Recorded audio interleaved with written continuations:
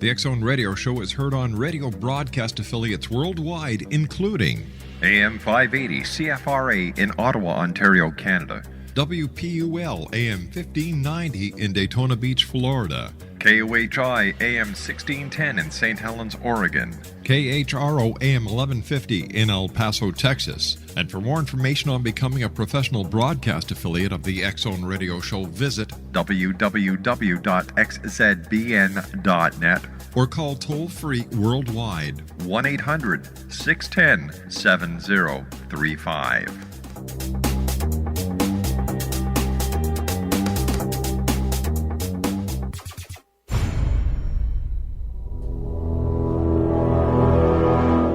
The X-Zone radio and TV show is largely an opinion talk show. All opinions, comments, or statements of fact expressed by Rob McConnell's guests are strictly their own and are not to be construed as those of the X-Zone radio and TV show or in any manner endorsed by Rob McConnell, REL-MAR McConnell Media Company, Talkstar Radio Network, its affiliated stations, or employees.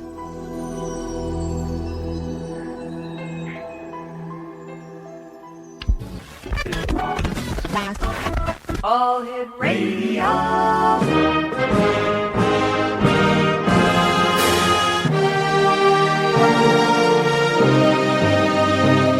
Welcome to the X-Zone, a place where fact is fiction and fiction is reality. Now, here's your host, Rob McConnell.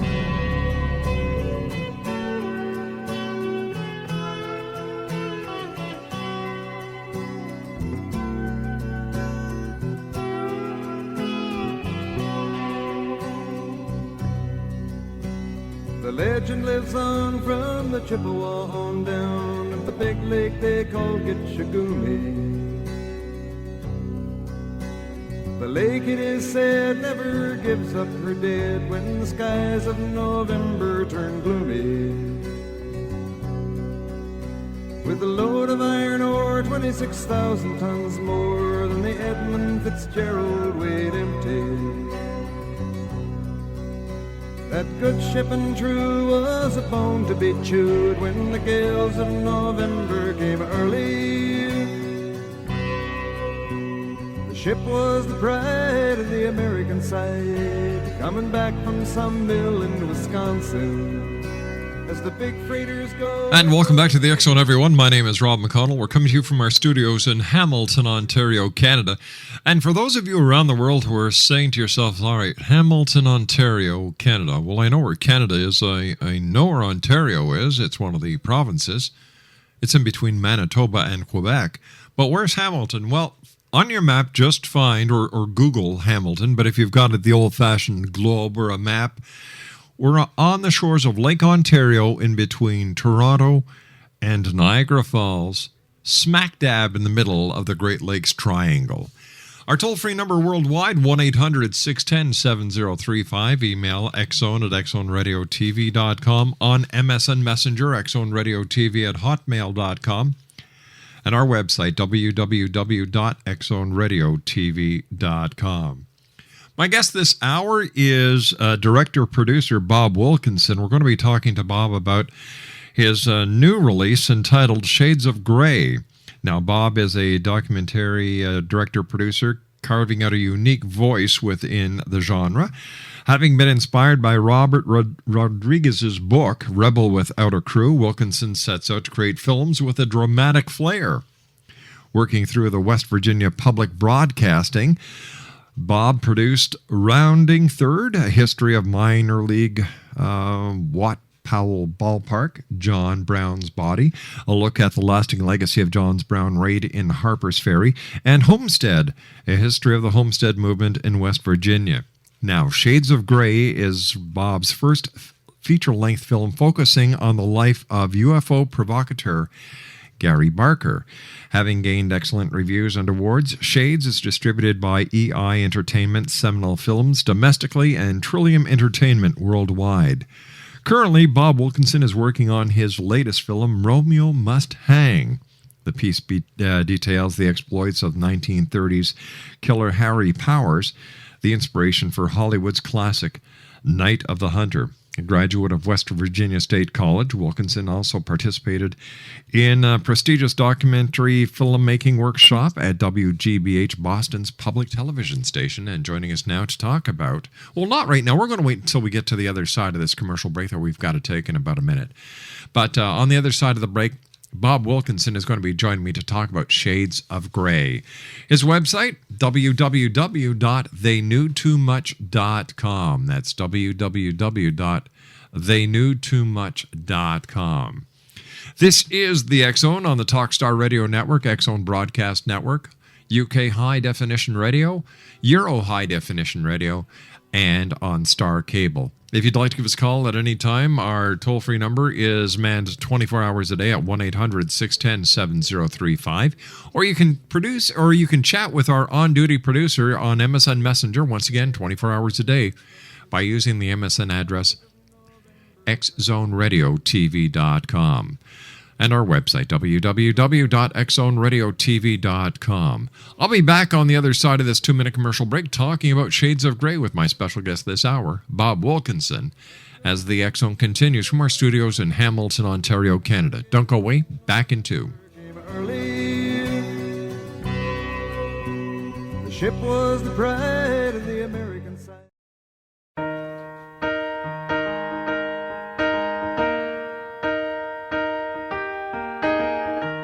Where is the moment we needed the most?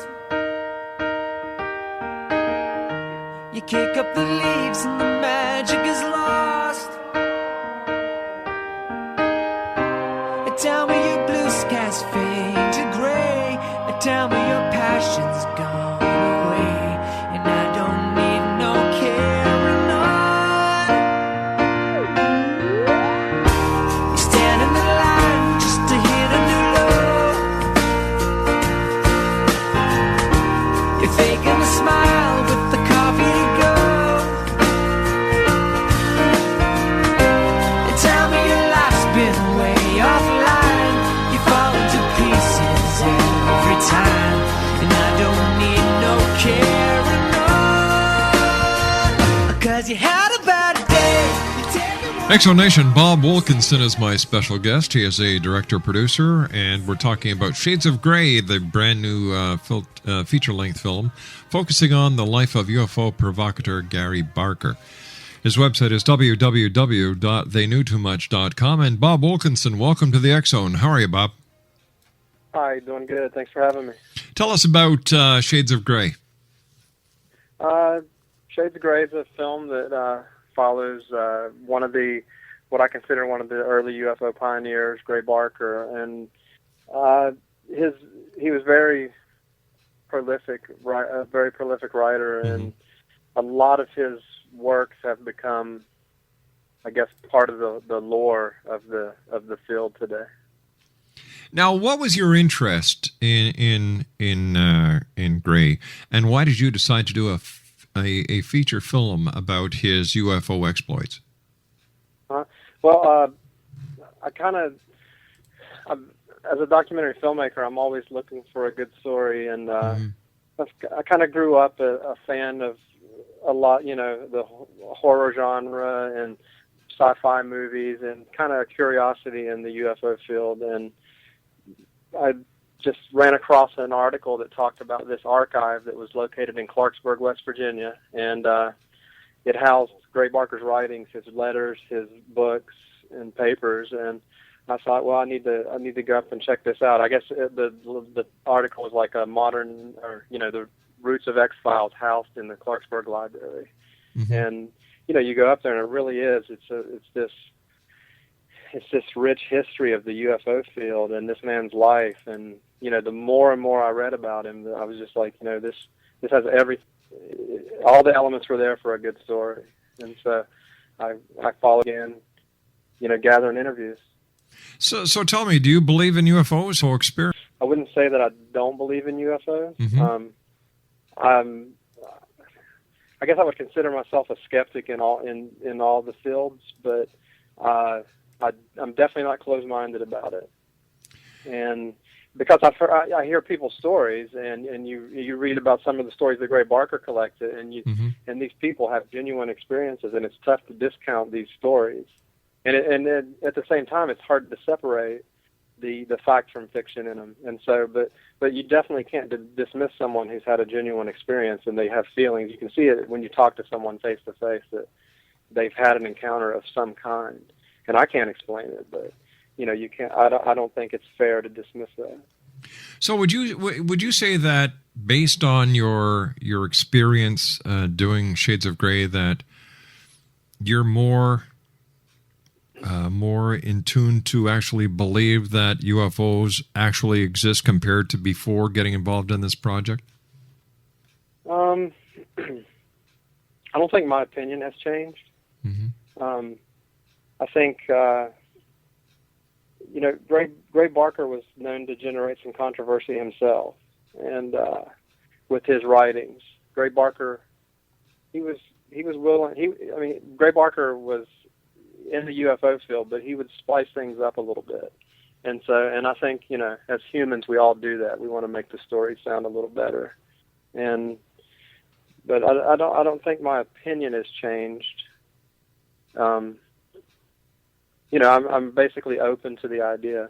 And I think that moment you close your mind to that stuff, then you won't experience it. It's the same thing with the paranormal field, where, if you're not willing to accept that maybe there are ghosts, and you're going to close off that realm to you, and you won't be able to experience that. So tell us a little bit about Gray Barker and his footprint in ufology. Well, Gray's really known for his writings of the Men in Black. That's where he kind of left his mark. And he wrote a book called "They Knew Too Much About Flying Saucers," which is where we got the title of the webpage, theyknewtoomuch.com. And the book was about people who had experiences with a UFO encounter, and there were government agents who came to quiet them, to silence them. And the book, I won't say that there's been evidence of the Men in Black throughout history, and I spoke with Jerome Clark about it, and you can go back, right, way back in history, and there's writings about these mysterious Men in Black. But I would say that Gray Barker has done more, especially in the 50s, 60s, and 70s, to promote the Men in Black than any other writer. And I think that a lot of the stuff you see today, came from his interpretation of what these Men in Black were. And I would say that's his large footprint. I know a lot of people visit his archive to get information on the Hollow Earth theory. And it's become, I guess, a minor tourist spot there for the UFO enthusiasts there in Clarksburg, West Virginia. People will stop in periodically and want to know about the Hollow Earth. And, they'll go through his paperwork and try to find out, what he wrote about that. Do you think that there's enough evidence to substantiate claims that the Hollow Earth is actually a fact instead of sheer fiction? What I found is that the early Hollow Earth stuff was written by Ray Palmer, and the Robert Shaver mystery. I guess Robert Shaver came to Ray Palmer with this idea, and Ray Palmer turned it into. He turned this science fiction story into a journalistic piece, and so Palmer started to kind of blur those lines between fact and fiction, and. To me, if you go back to the origins of it, it started out as just a good story that was promoted, and that was really the early beginnings of this popular culture. How do you think ufology and the paranormal has actually changed present day culture? Present day culture? Yeah. That's interesting. I think. For one, it's a booming industry now, today. I know here in West Virginia we have a few destinations with the Moundsville Prison and the Lunatic Asylum in Weston, and then you have like the Lake Shawnee, the abandoned theme park down in southern West Virginia. That they're huge. You know, the state even promotes them. Just say, hey, come and look at our ghosts and those sorts of things. And we also have they're classified as UFO flying saucer events, but you have the Mothman in Point Pleasant and the Braxton County Monster in Flatwoods, both of which Gray Barker, he investigated both of those events, and I think it's become mainstream is really what's happened, and I think what's the thing that's changed most about it, people are willing to talk about it. Like back in the 50s when the Flatwoods Monster incident happened, and these country folk talk about this event that happened, and they were afraid to talk about it, and because they didn't want to be ridiculed, and some of them didn't talk about it, and still today some of the witnesses won't speak about it, and because they don't want that public ridicule. But I think that is what's really changed the most. Is it seems like the public is willing to listen now, and you don't get. It doesn't seem like you get that ridicule as much anymore, and people are willing to speak about it more. Do you think that that Gray Barker was one of these people who believed that the government was suppressing information about UFOs, and that the crashes at Roswell and other places were actually suppressed for one reason or another?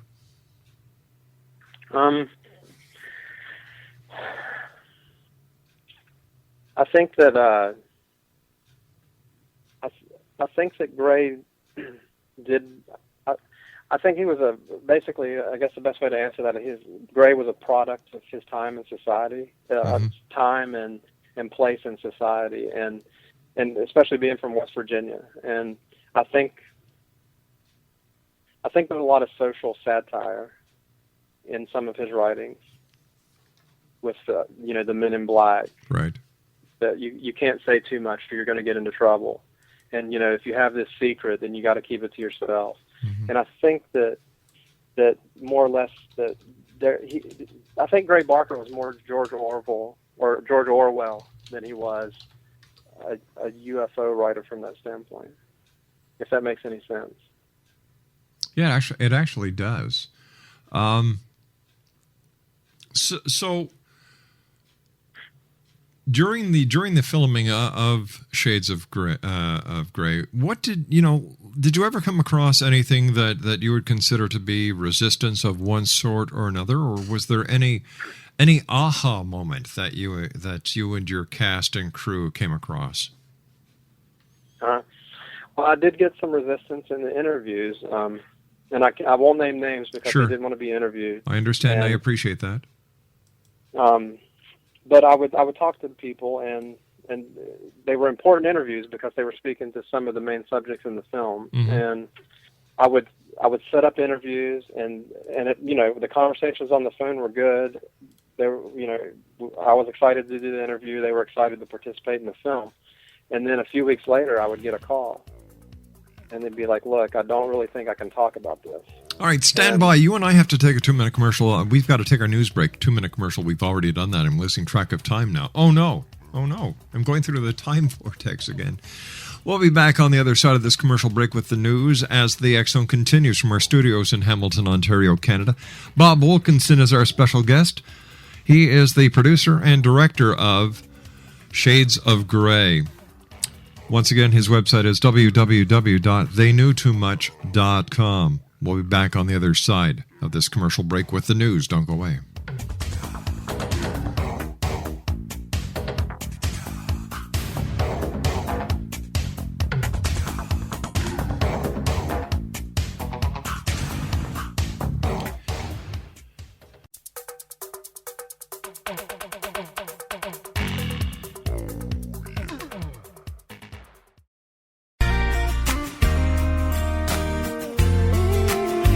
You're listening to the X Zone Radio Show, live and around the world on the Talkstar Radio Network. X X-Zone Broadcast Network, UK High Definition Radio, Euro High Definition Radio, and Star Cable. Our toll-free telephone number worldwide is 1-800-610-7035. Our email address, xzone@xzoneradiotv.com. On MSN Messenger, xzoneradiotv@hotmail.com, And our website, www.xzoneradiotv.com.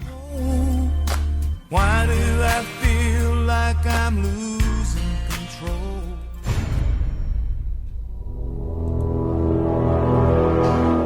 The X-Zone radio and TV show is largely an opinion talk show. All opinions, comments, or statements of fact expressed by Rob McConnell's guests are strictly their own and are not to be construed as those of the X-Zone radio and TV show or in any manner endorsed by Rob McConnell, REL-MAR McConnell Media Company, Talkstar Radio Network, its affiliated stations, or employees.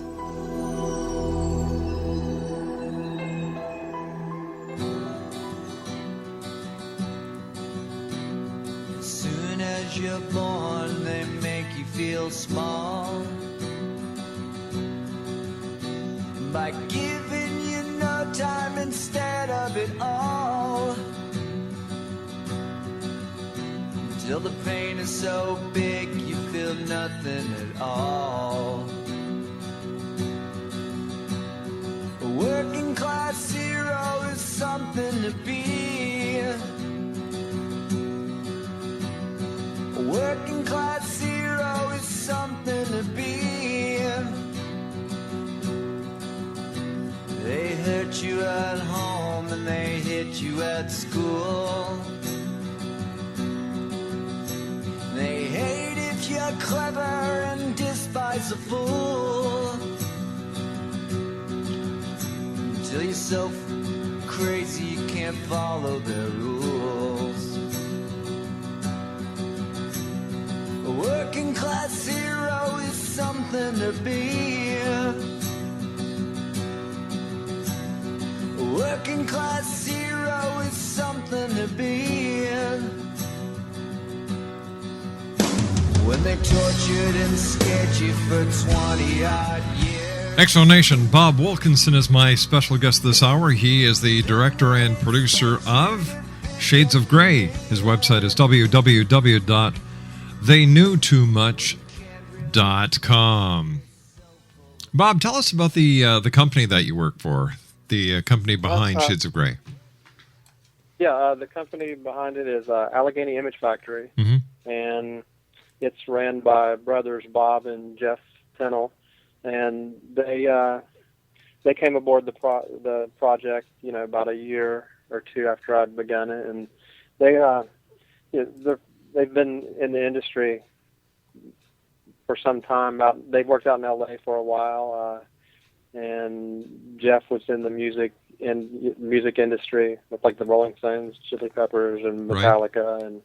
and then he also did something that would be that's really popular in Canada. He did a couple French-Canadian hockey films called Les Boys, or Les Boys 1 and 2, and those are actually pretty popular up in that region. And then Bob did a cult classic, one of my favorites as a kid, Surf Nazis Must Die. He was producer on that, and he's also a graphic novelist now, and he's kind of tapped into that market of the comic book genre, and he's done a few really popular titles there.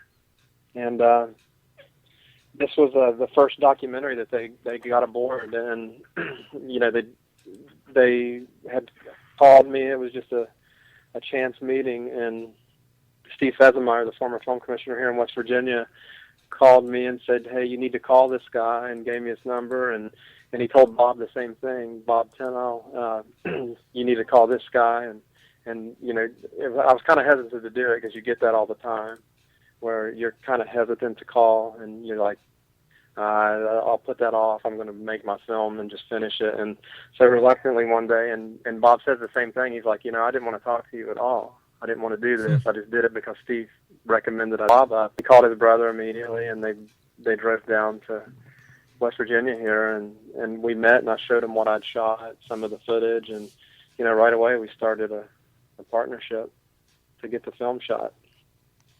How has digital photography changed the film industry? You know, did you shoot it in 35 millimeter, 16 millimeter, or on high def video? This was shot on digital video, and I mean, it's changed it because it's made storytelling more accessible. Someone like me, I mean, if I would have started this project and began this by shooting on 16 millimeter or 35 millimeter, I would have never got this project started. I just couldn't afford it. And because in the early days of this, it was basically I would load up my car with all the gear I needed, and I would drive and I would interview someone.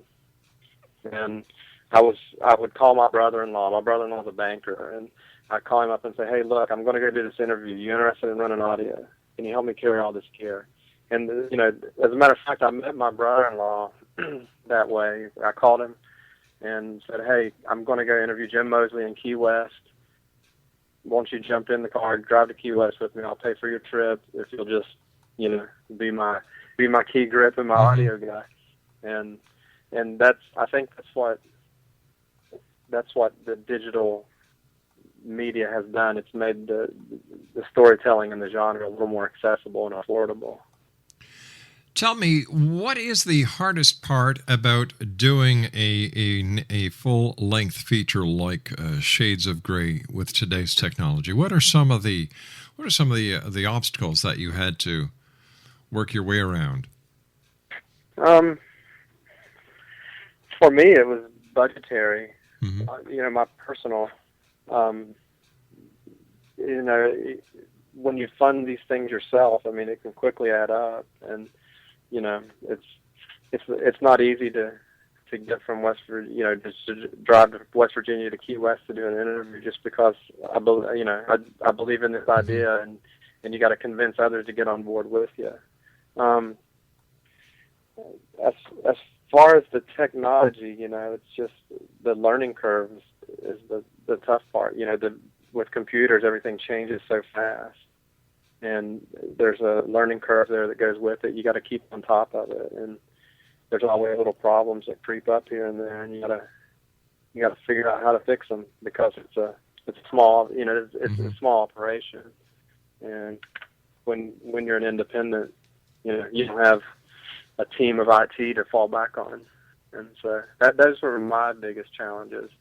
And in the fact that it's digital video, one thing that's challenging is because it's so cheap, you tend to shoot too much, and you kind of, if you're shooting 16 millimeter, you're thinking about, all right, I gotta get these are the points I want to get, and so I guess the medium has a tendency to make it a little bit lazy. So I guess it also gives you as the director producer a lot larger, wider range and scope. For example, I guess you can go into the edit studio yourself now and help the edit master, as well as sit there and use digital effects that you couldn't do in the days of 35, 65, you know, and 16 millimeter. Yeah. I mean, it's amazing today. Like a transition, for instance. I mean, we won't even talk about special effects. We'll talk about a dissolve. Yeah. And you know, I can just put a dissolve in, and you know, you hear young kids now talk about render time. Oh, you got to render this. This is insane. But you know, in the day of the film, you would have to say, all right, this is my dissolve. Send it off to a lab. Wait a few weeks, and you'll get your dissolve back.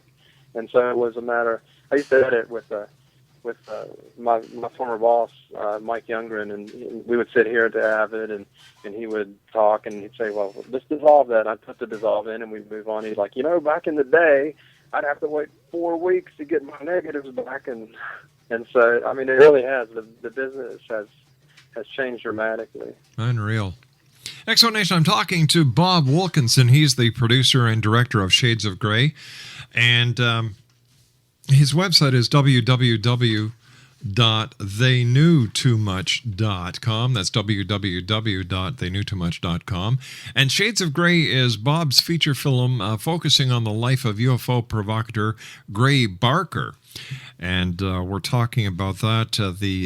We're talking about every aspect of it. And what is the the general consensus of people that you've shown the film to pertaining to UFOs? Are they mostly believers or are they skeptical?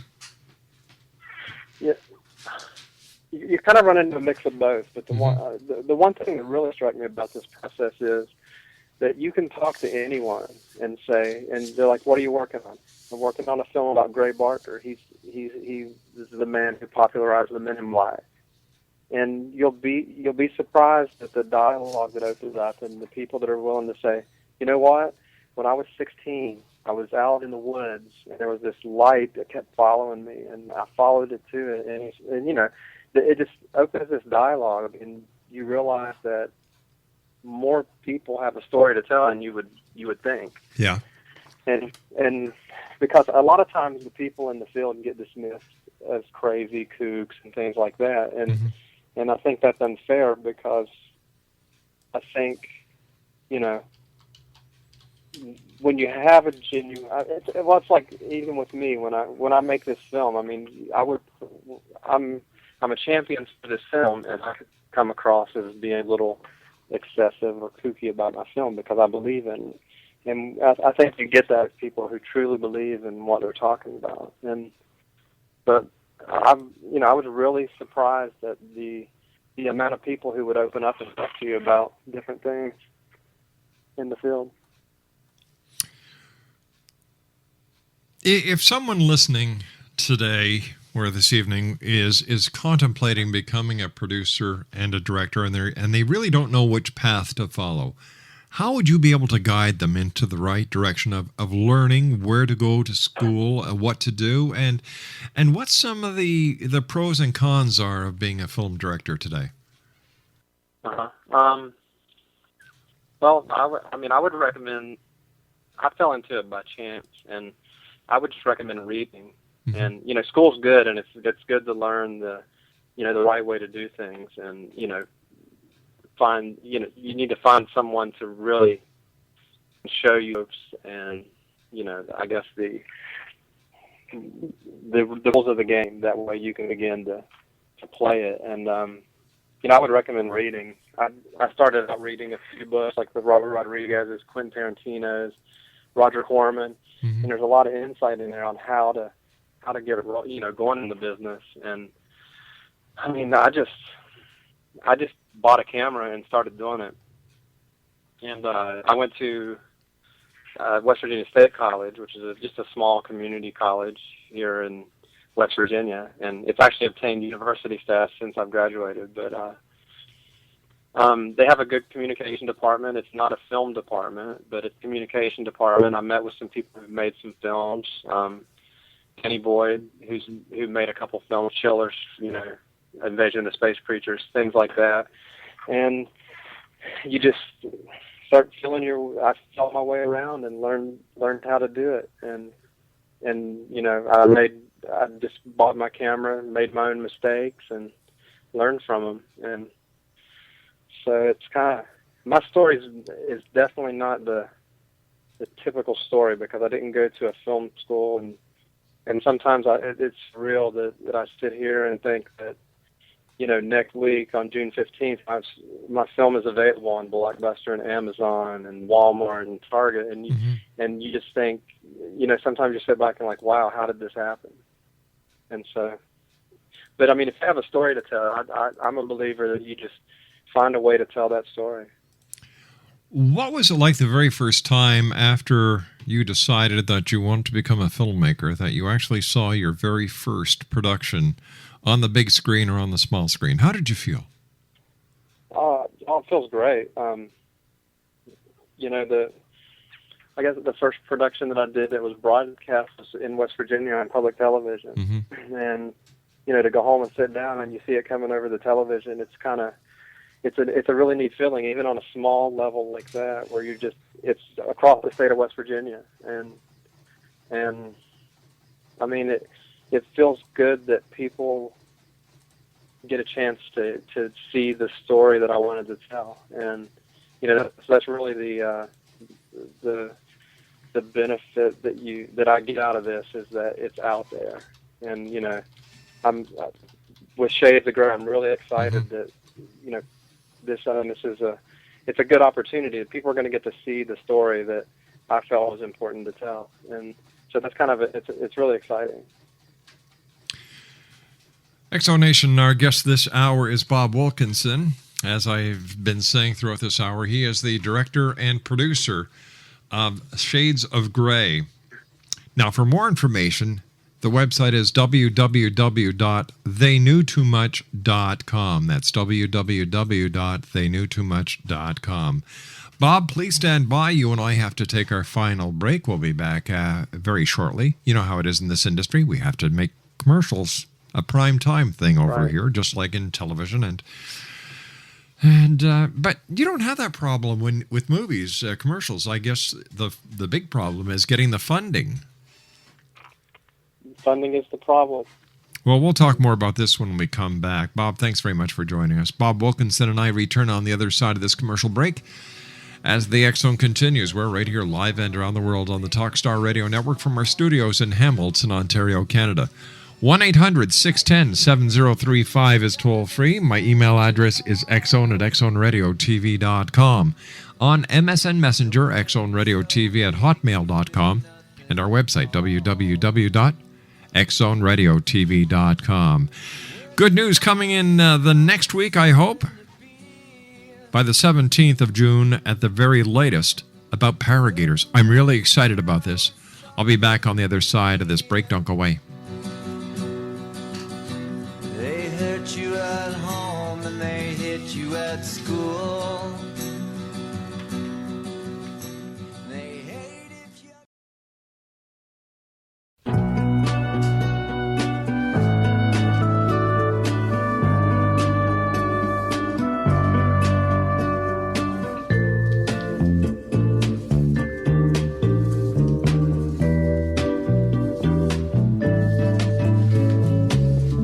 Faded photographs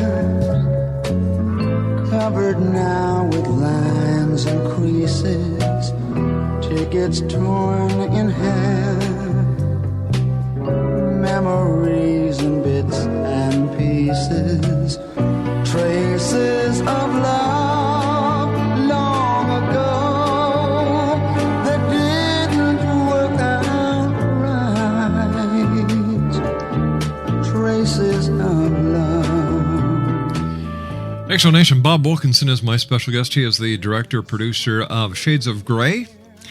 And first of all, congratulations on a great film. And tell me, what was early ufology like? Is there something that the people here in the year 2010 need to understand about ufology back when Gray Barker was involved? Yeah, I do. I think that in the 1950s, I think that everyone had this sense of awe and wonderment. Mm-hmm. And, it's interesting. We talked about how did this digital media change things. Well, I think it's made us more, we don't believe things as easy. We don't have that sense of awe and wonderment like they did in the 1950s because of what you see on the big screen. Mm-hmm. And one thing that I think is important about the UFO field and ufology is that you understand someone like Gray Barker. The life of Gray Barker gives you a great deal of insight into that early culture, and the way that you tell a story, the way that the events are recorded in that time, and the sense of wonderment that people had in the 1950s and 60s. And I think that along with this film, the archives up there in Clarksburg is just such a gem that's there for anyone wanting to delve into this subject, whether they're believers or whether they're non-believers. I think that it's such a little gem hidden up there in Clarksburg, West Virginia, where Gray Barker, spent most of his days. So it's a matter of perception as well as culture that all has to be taken into consideration and account when comparing apples and oranges, comparing the day of Gray Barker to the year 2010. Mm-hmm. Yeah, absolutely. What would you like viewers to to walk away with after they have seen Shades of Grey? I would think, I guess, it would be something Gray Barker said in one of the videos that I placed in the film. It's like, if you look up in the sky and you do not see, if you look deep within, there you will see. And I think that's kind of what the film is about. It's almost about what's in you as much as it is what's out there, And I don't know if that makes any sense, but I mean it's a human story, and I think it's something that says, if someone comes up to you and has a story to tell you, listen to the story, and don't dismiss that person, and don't push them away, and I think that in the end, that's what the film, wanted to say. Listen, Bob, you and I got to say so long for now. I look forward to talking to you in the future. Continued success, and we'll send as many people as we can to see Shades of Grey. The website is www.theyknewtoomuch.com. Bob Wilkinson has been my guest. We'll be back on the other side of this commercial break with the news at 6.5 minutes past. Don't go away.